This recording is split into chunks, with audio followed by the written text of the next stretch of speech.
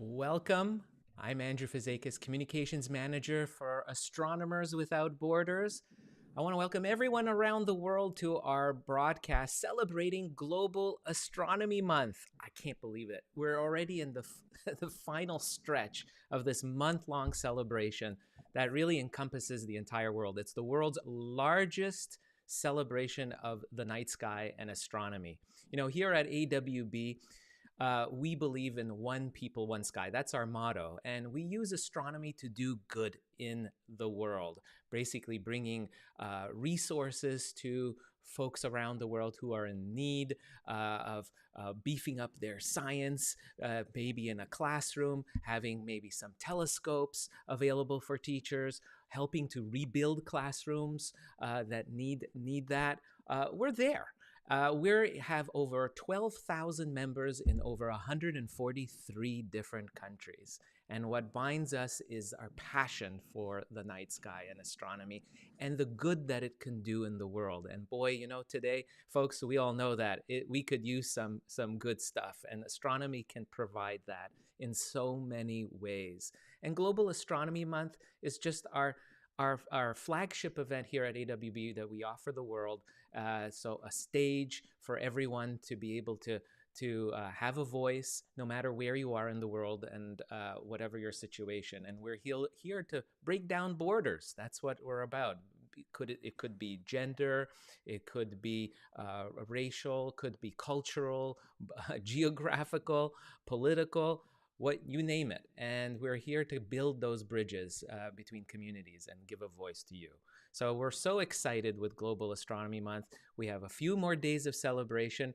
Don't forget, this weekend we have our Global Star Party, where we're looking for you to provide us with amazing photos and videos of your star parties, folks coming out, the public, people of all ages looking through telescopes, enjoying the night sky.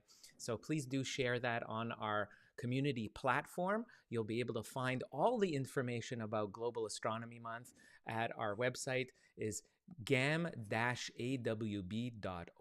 That's gam-awb.org. And there's the calendar of events. And if you are doing any kind of astronomical events, please do register your events. It's easy to do, it's free, and become a member as well. And that's for free too at our AWB Global community. We'd love to see you participate. So today we've got another one of our special live stream webinar talks. We're really fortunate to have a group of experts in a very particular field.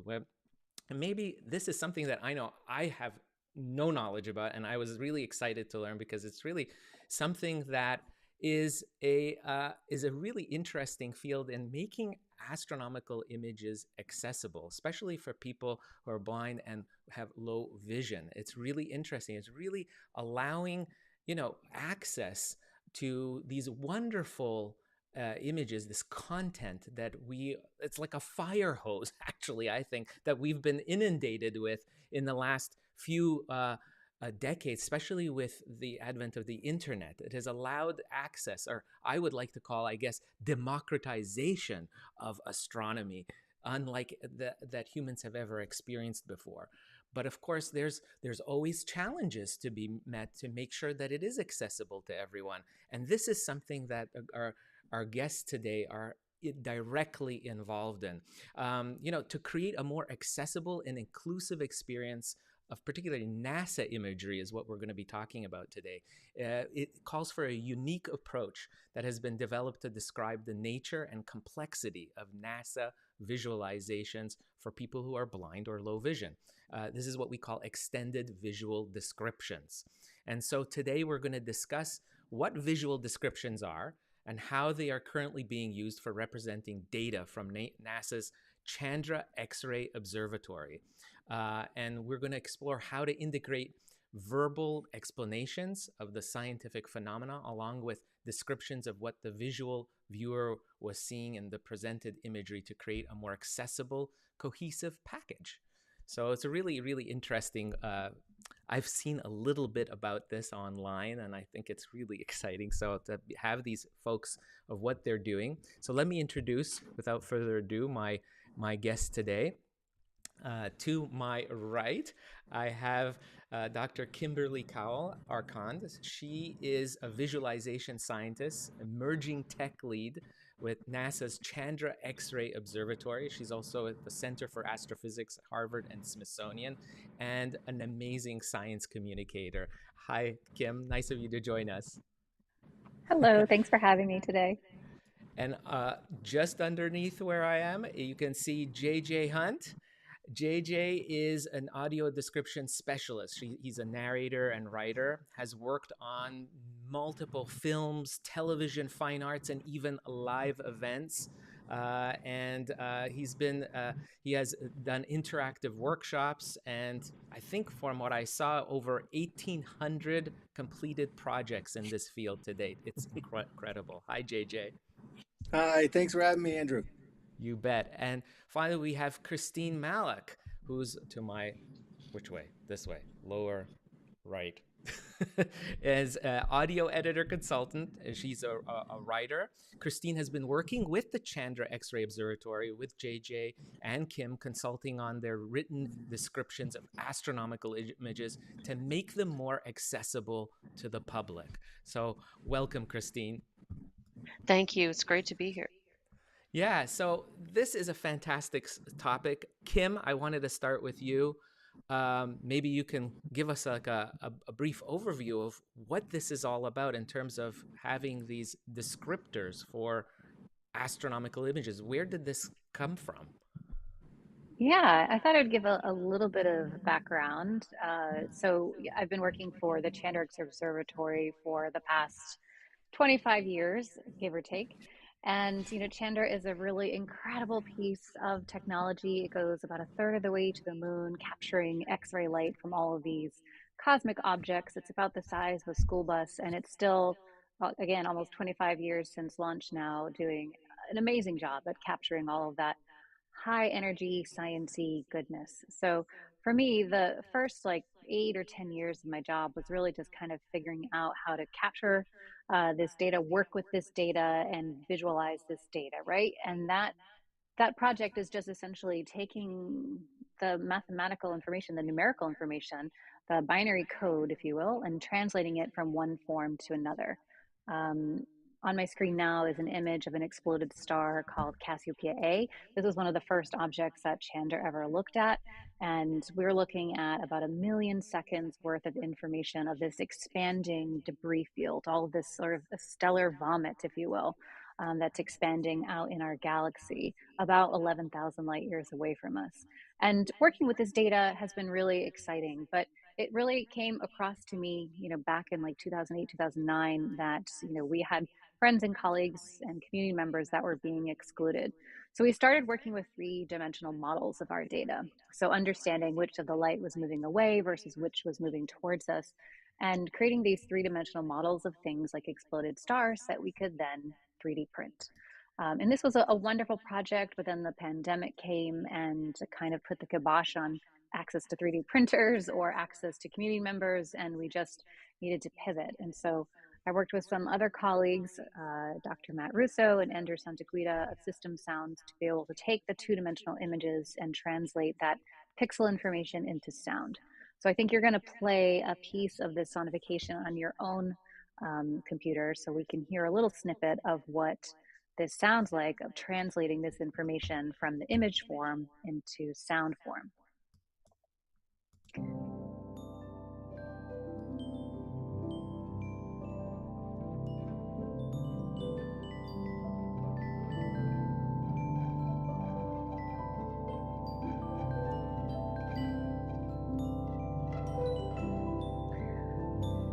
So that sonification is just a really great example of being able to, again, translate the information from something that's a purely visual format into something that we can hear represented through sound.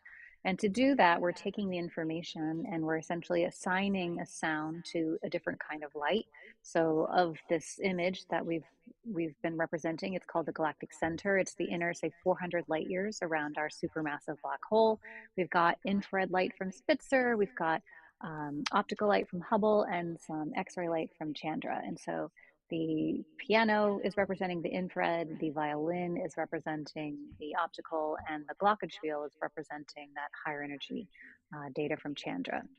And it plays a really nice ensemble, right? And there are moments as you're skewing across that data, as you're listening to the sounds, you can hear little solos, you can hear little ensemble pieces together, and it's been a wonderful project, but it really still felt to me like there was something missing. And so I had met JJ and Christine online, and we started working together back in January 2021 to bring their incredible skills and bring that into bear on Chandra data.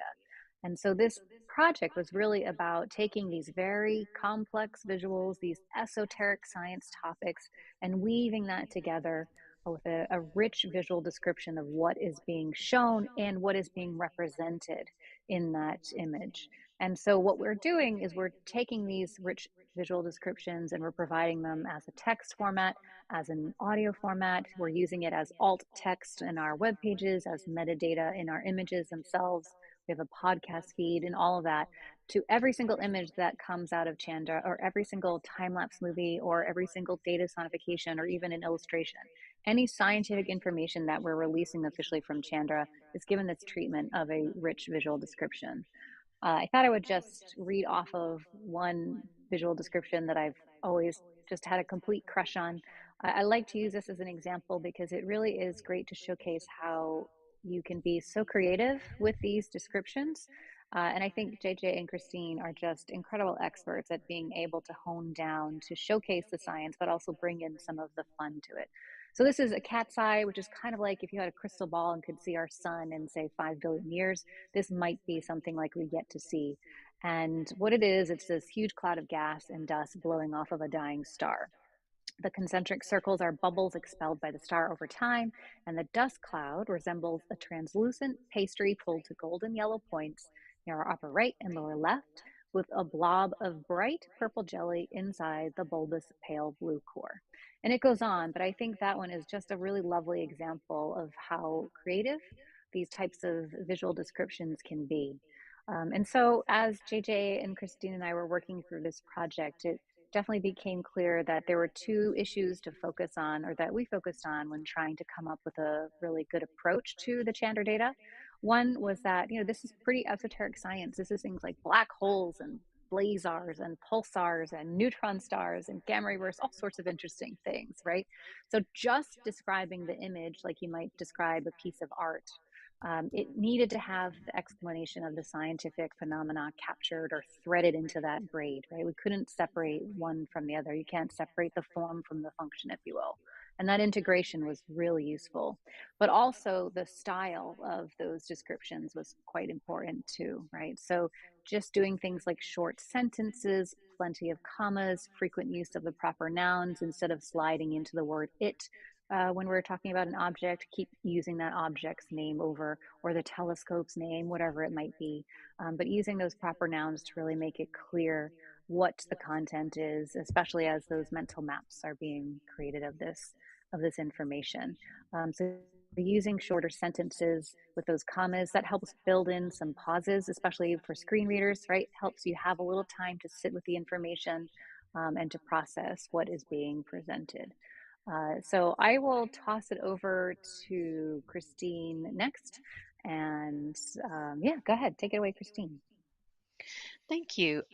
So I am a member of the blind community and a lifelong someone who's been passionate about astronomy and space exploration. So my role in this process is as a consultant to sort of give suggestions about how the best way is to present this information in a verbal form and to read through JJ's descriptions and discuss if there's a different or more succinct or more useful way to express the ideas. So I'm going to give a bit of a sense of what image description really is. So it's something we all do. Every time at the end of the day you talk to your family and tell a story about something that happened that day, you're going to be describing elements. Oh, there was this guy walking down the street and he had a la la. So it's the process of converting an image or an idea into words. Um, and in classic description talk, you sort of describe what you see.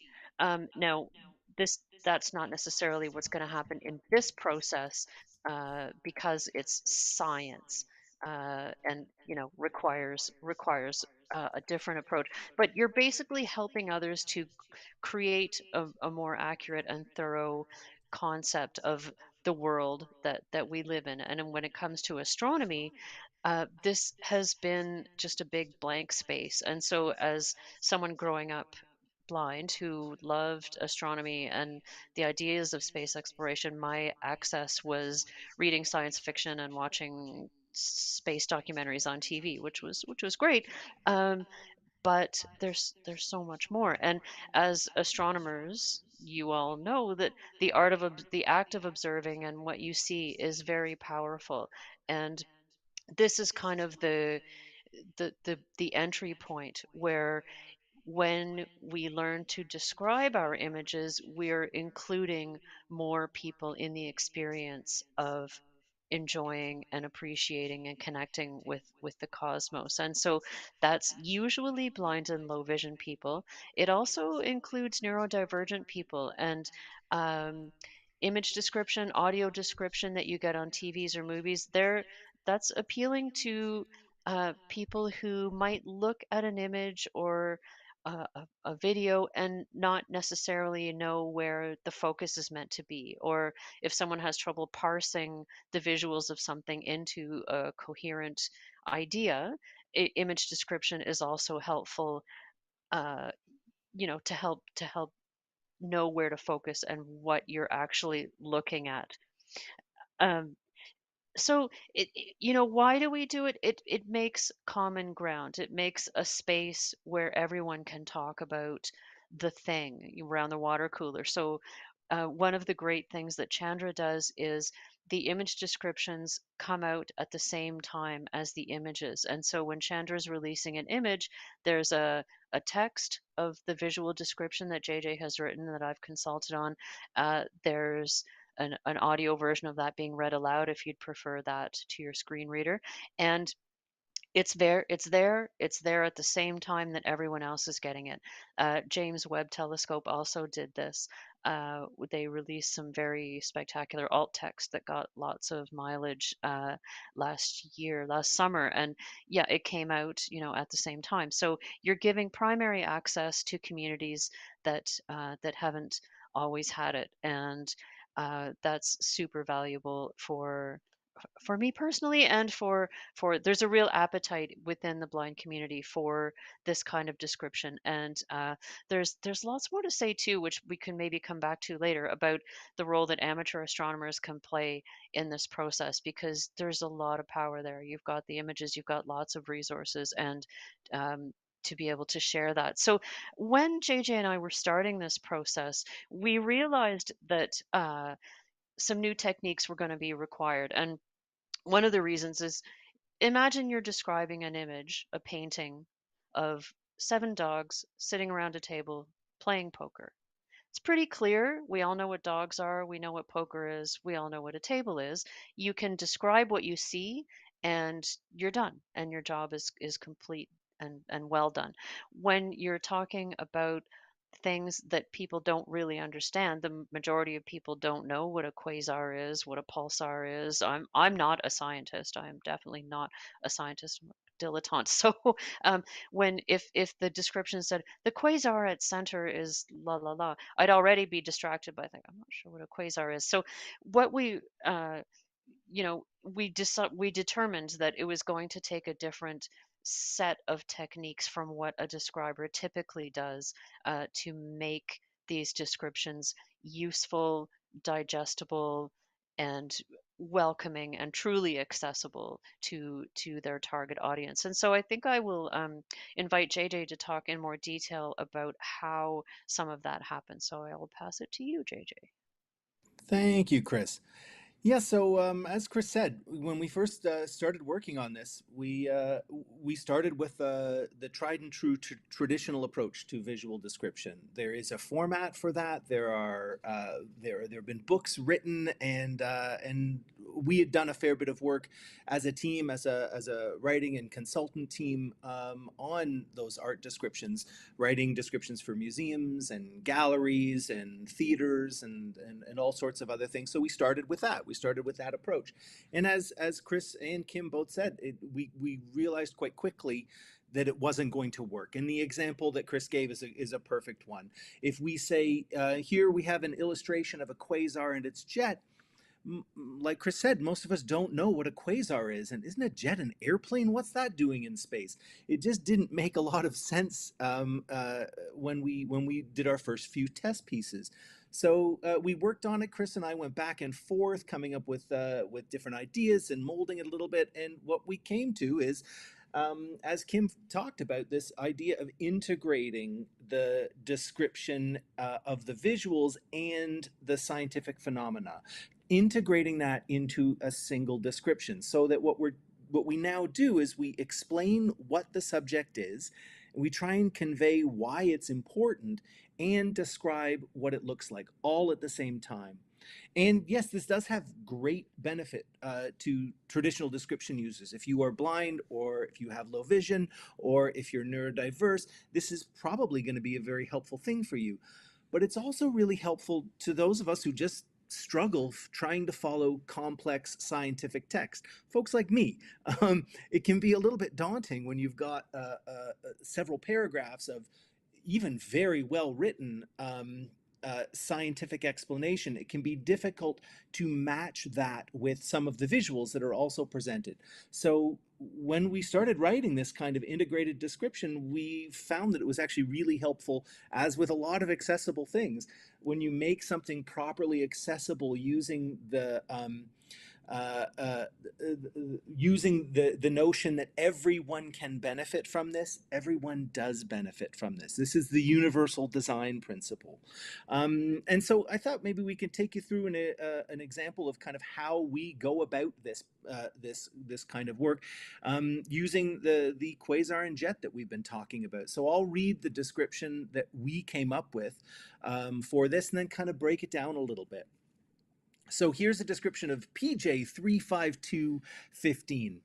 And we wrote, here we have a close-up view of a quasar and its jet, which resembles a beam of multicolored light shooting from a spiraling red ring. The distant ring is shown at our lower left, and the beam shoots toward us, crossing the image diagonally before exiting at our upper right. The red ring features a tangle of fine red lines encircling a black disk. This is the quasar, a rapidly growing black hole. The black disk at the quasar's center is the event horizon, and the fine red lines represent the material swirling around it. Emerging from this distant quasar is the multicolored beam, or jet. This jet is made up of energetic particles, redirected away from the quasar. In the artist's illustration, the high-speed jet is brilliant white at its core, with streaks of violet and electric blue. A distinct orange and red cloud lines the motion-blurred jet. So that's the majority of the description. We did have a few additional points to carry on, but that's the majority of the description we came up with for this. And when we're writing this, we need to keep some things in mind. And these are things that I keep in mind as a writer, and these are things that Chris reminds me of when it bounces to her, so that she can vet my work. The first thing is we have to be concise. This is true for all visual description, whether you're describing dogs playing poker or you're describing something more complex. You want to be concise, but it's particularly important with these complex descriptions because there's so much information. If you include a lot of extraneous information, if you just get too verbose, it just clouds it and muddies it. So we need to be concise, and we use short sentences. So in the description we just read, we wrote, the red ring features a tangle of fine red lines encircling a black disk, period. This is the quasar, a rapidly growing black hole, period. What that does, by using short sentences, you break things up into bite-sized pieces, and that allows folks to really stop, understand one point before moving on to the next. And as Kim mentioned, proper nouns. We say in our description, emerging from this distant quasar is the multicolored beam or jet. This jet is made up of, instead of saying it is made up of, we name it again. And by naming it again, what we've done is, first of all, reinforced this is the name of the thing we're describing, but we're also just avoiding any confusion. When you've got lots of different elements that you're describing in one paragraph or in one 3-minute narrated piece, it can be easy to get a little bit lost. Is that it referring to the jet, or is that referring to the black? I can't remember. So you want to make sure that that's absolutely clear. So we use proper nouns over and over again. And we need to really connect the visuals and the elements of the phenomenon. If we're doing both at the same time quite intentionally, we need to be equally intentional about connecting those things. So we wrote, the black disk at the quasar's center is the event horizon, and the fine red lines represent the material swirling around it. So not only are we describing and explaining, but we're making sure to link those two so that it's more comprehensible.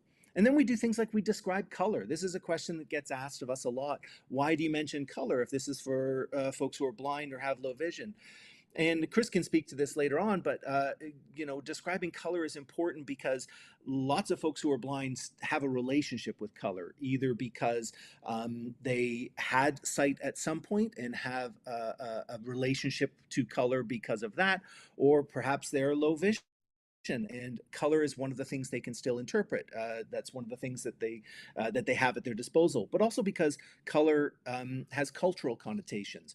In North America, we have an understanding of white being appropriate for a wedding dress and black being appropriate for a funeral. Now that changes culturally from place to place, and it is true that in the scientific world, red does not always equal hot and blue equal cold, but nonetheless, the color does play into a cultural understanding, and people still use it, so it is still of benefit. So we do describe color in our descriptions, and as Chris mentioned, punctuation.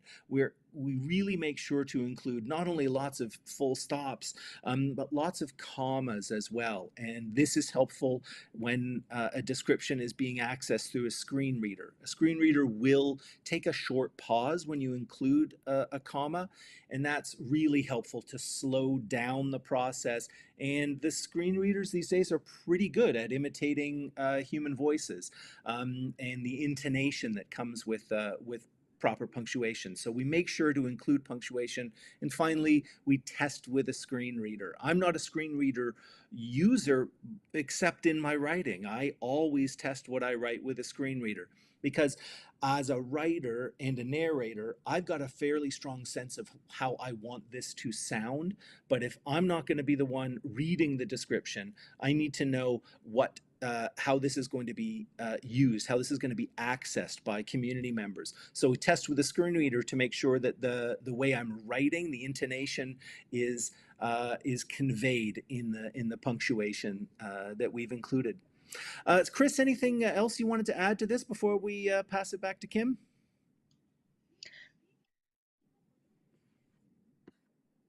I think you're on mute, Chris. Thank you. I would add just another note about screen readers. Partly, maybe people don't know what they are, so I'm going to take a step back there. And a screen reader is synthetic speech that translates what's on your computer screen into something you can hear. And so it's often in a bit of a computer synthesized voice, which is okay.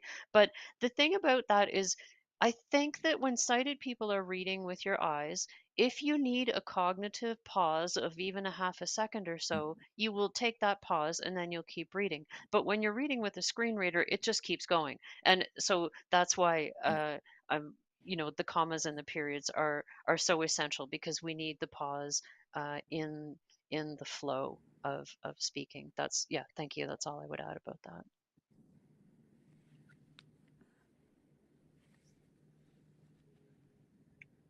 So I guess I'll pass it back to Andrew. Do you want to field any questions from folks that are watching or listening? Yes, I had my microphone off. Sorry. so so yeah, and I'm Common going, issue. what's going on? I'm going, what's going, okay, yeah, all right, makes sense. Okay, yes, we have a question here. This is interesting. It says, are there any plans on creating a course on how to write descriptive text for images? Anyone? So JJ, do you want to talk about your area, and then I could talk a little bit about what might be helpful for astronomers after? Yeah, that's a great question. So often I do training sessions for lots of different institutions.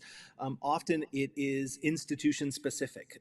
So instead of having broad training sessions uh, that that go across industries. Often it's a specific institution that will hire me or us to do training sessions. So a lot of the training that I've done is for a specific museum or gallery.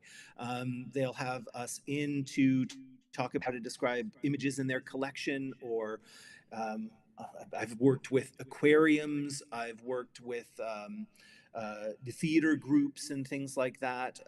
And Christine and I have done that kind of description. And we have also done some training and workshops within the scientific community. And that's where I'll pass it to Kim. She's in a better position to talk about those training sessions that we've done as well. Yes, yes. We have done some sessions at NASA and at the Center for Astrophysics and also for the International Astronomical Union. And I believe some of those are available online. So we can hopefully provide some URLs in order to be able to provide those video recordings, at least of the session. You won't get the full interactivity of it, but you'll still get the basic information in it. And also, JJ, Christine, and I, and a few other of my colleagues have a paper that will be out soon in the Communicating Astronomy with the Public journal that kind of takes you step by step as well. So that might be useful in addition. And then I should just add on the science side, one additional thing is, once the science caption that goes to JJ and Christine to, put through this incredible process of visual description then does come back to the science side again to make sure there's like a final Of check course. for accuracy. We make small changes, or sometimes we just have to answer questions if something wasn't super clear in the description. But I definitely do recommend making sure you do a final check of understanding how your science is being represented in this. I think, especially for the amateur astronomy community that takes so many fantastic images, that works with so many community groups, there's a tremendous opportunity here to really spread this type of technique and to be able to spread this type of accessibility very far and wide. The power of the reach of amateur astronomers is quite huge. And so, I mean, even if just 10 or 12 people start adopting this type of technique in their own work with their own amateur astronomy images or other images that they're showcasing in their public events, it could have a really tremendous impact. So I'm kind of looking forward to that. I'd I like was, to and add also. Oh, yes. sorry. No, I was just gonna say you were Kimberly, this whole aspect of amateur astronomy. That's what I was gonna bring that up. So I'm glad you did that because it's a huge community, especially for here at AWB. We have members around the world. So we have 12,000 members. A large portion of the membership is amateur astronomers who do outreach, do a lot of star parties. And I was gonna just I was good I my follow-up question was gonna be like, how would you implement something like this, or could something like this be implemented at star parties where there are images now, with technology? A lot of times telescopes that amateurs are using are connected to smartphones, or they're projected onto screens for crowds to see and stuff like that. So I'm just wondering if there's mechanisms that could be implemented for that kind of a scenario.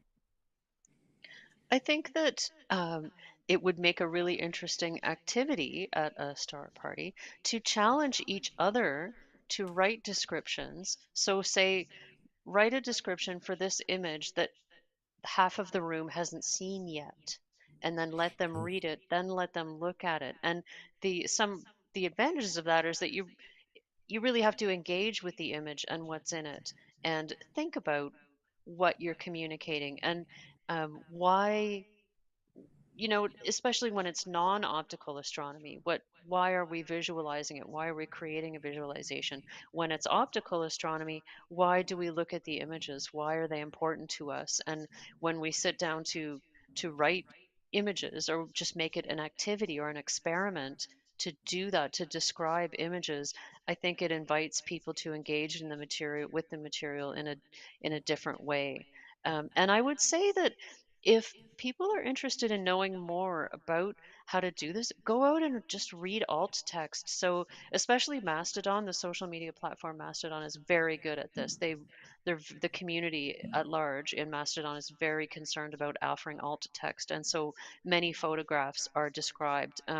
Go and look at the Chandra site because there's just a whole catalog of images that have image descriptions written for them. Look at the James Webb images; they are all described. So um, courses are great, but sometimes you can just learn by look at the image, read the description, look at the image, read the description, and it will sort of become clearer to you how what's an effective way to do this. And there's a really interesting side topic that we've gotten into a couple of times, which is, do we editorialize when we write image descriptions? And so for an amateur astronomer, you I think it's fair to bring your passion to it. Why is this exciting? So you can describe it, you can integrate the science, and maybe it's okay to say it's beautiful or whatever emotions you bring to it. I think there's space, especially in amateur astronomy, to bring those feelings into it too. Normally, audio description is concerned with neutrality and not editorializing, but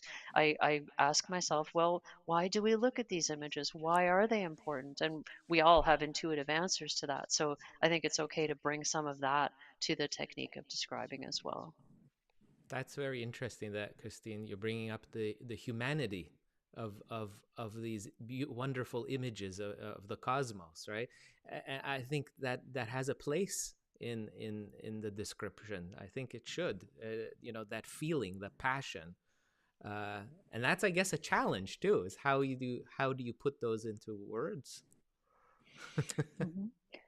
And I would also say too, I think for any amateur astronomer or astronomers in general who are interested in trying this out is to just try it, right? I think, it doesn't everything doesn't have to be perfect. Just starting somewhere, starting small even with just a short couple of sentences of description, especially if you're an amateur astronomer that does star parties often and you're going to be looking at Saturn for a couple months of the year versus right Venus and the moon at various phases. You can think ahead as to how you want to describe those and have those descriptions sort of either mentally ready or even, jotted down somewhere on your laptop or something like that. So when you're at an event, you can bring that base with you and then riff on it perhaps when you're live. But, you can have an idea of how to describe the basic shapes or the basic colors of these objects that you know very well, right? Whether it's a specific nebula that you're often capturing, like Orion, or whether it's, again, a moon phase or whatever it is, there's definitely objects that you're going to be going back to as a star party coordinator quite a lot. And so just having some of those in your back pocket might give you the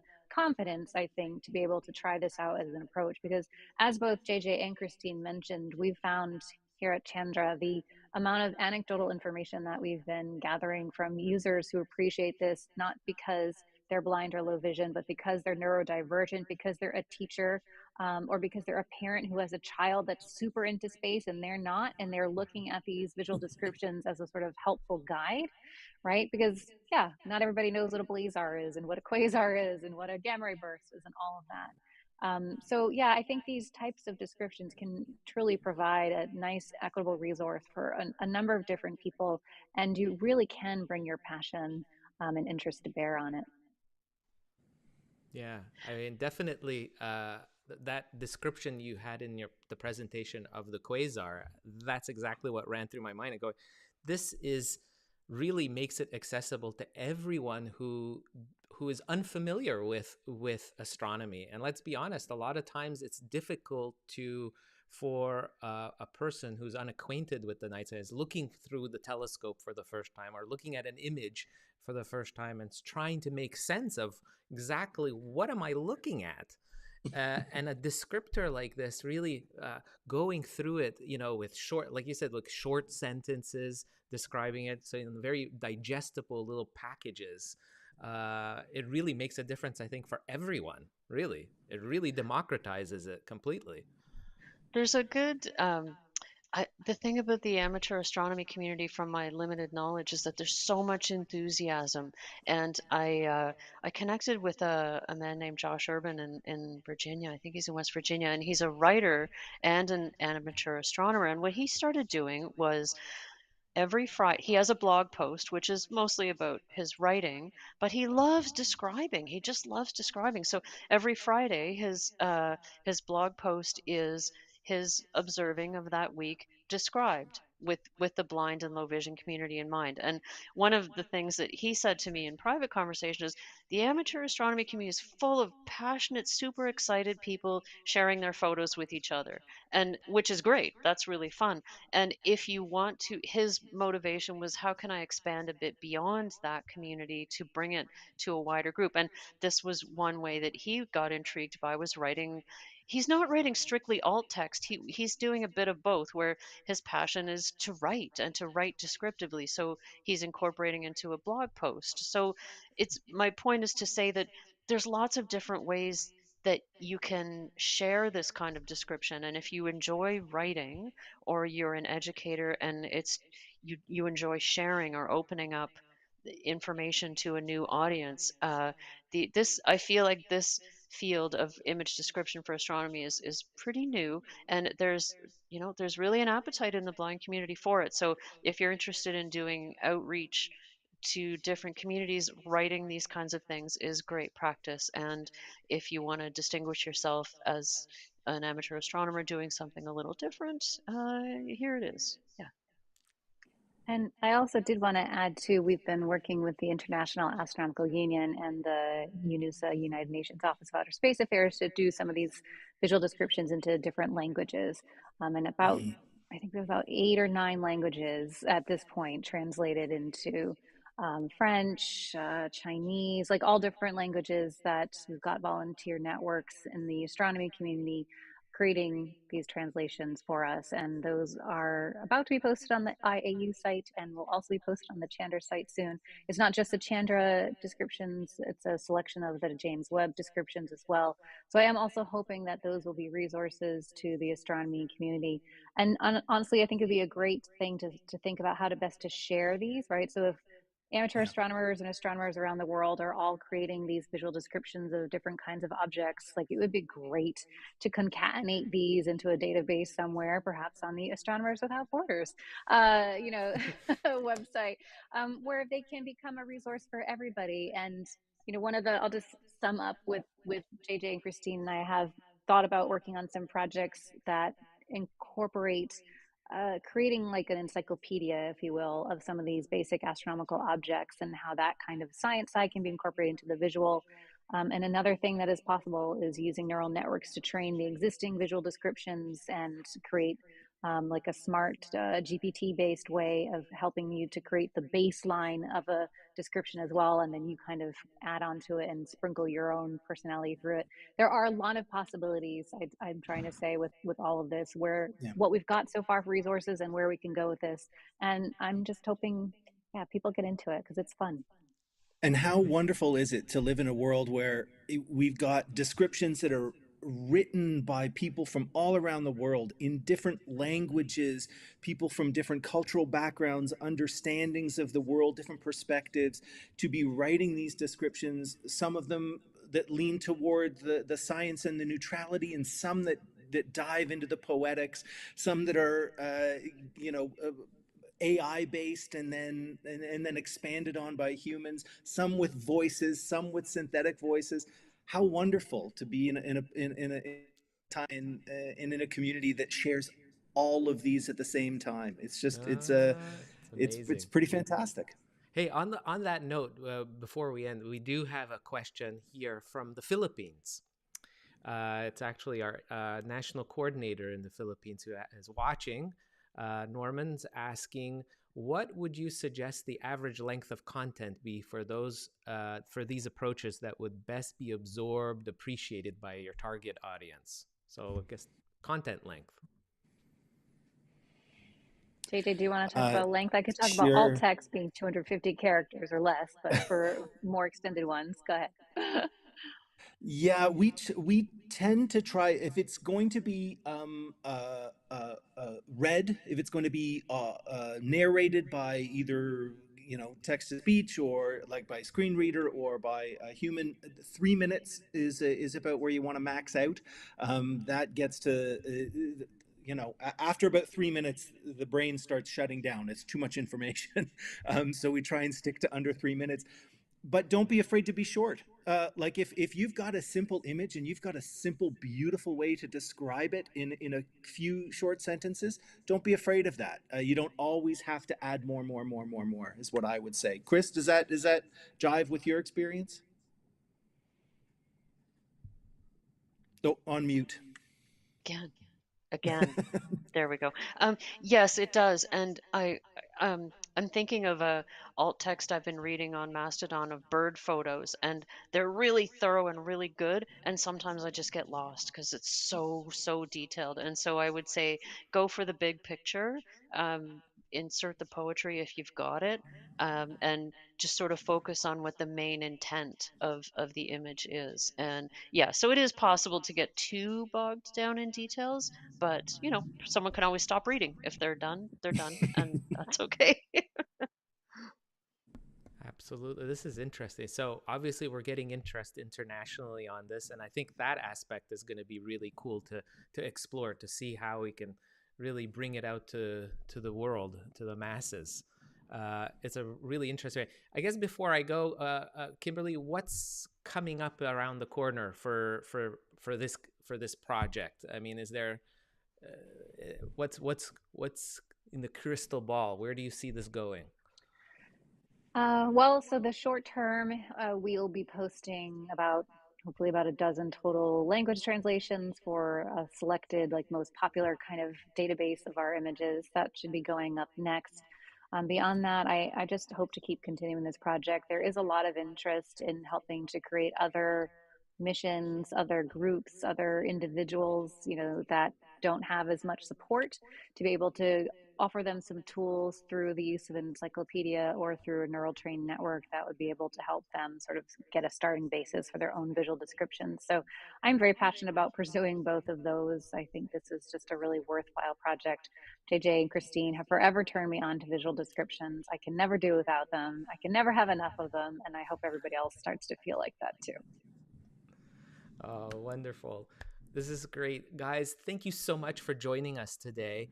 We're going to get some links in the comment section so people can go and explore this further for themselves, because there's a lot to digest, I think, and a lot to think about of how we could incorporate this into star parties, into a lot of the amateur clubs out there. I think watching, listening can think about this as being a new kind of project that they can do in their next outreach events.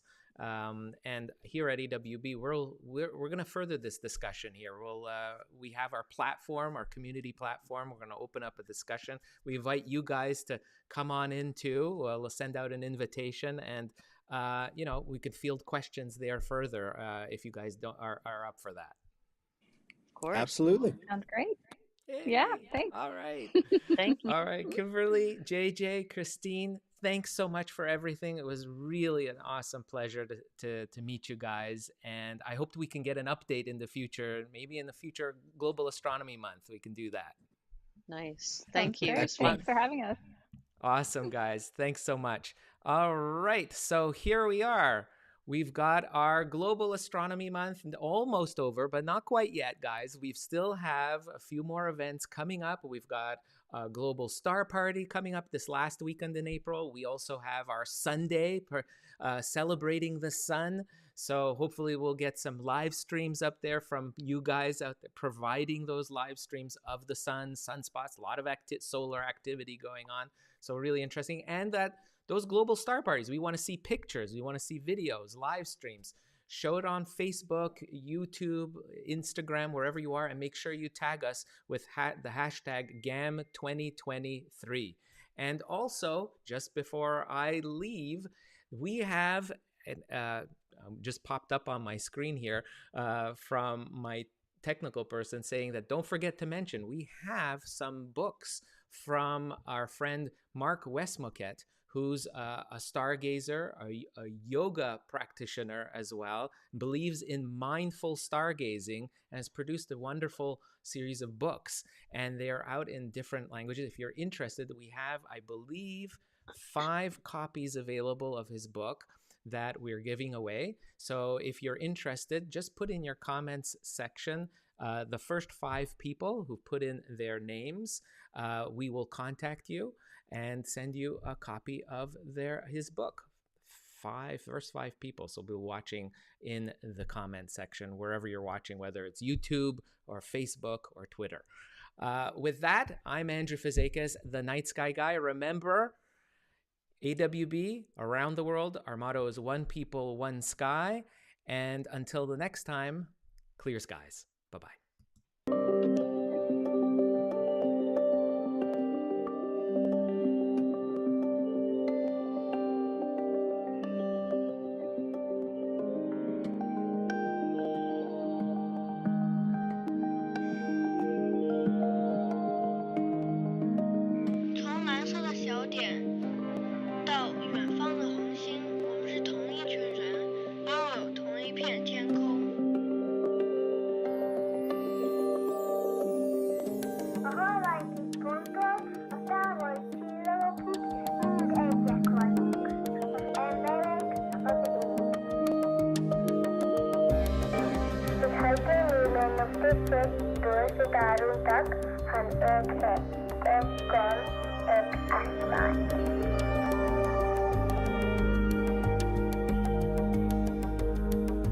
From the pale blue dot to the distant stars, we are one.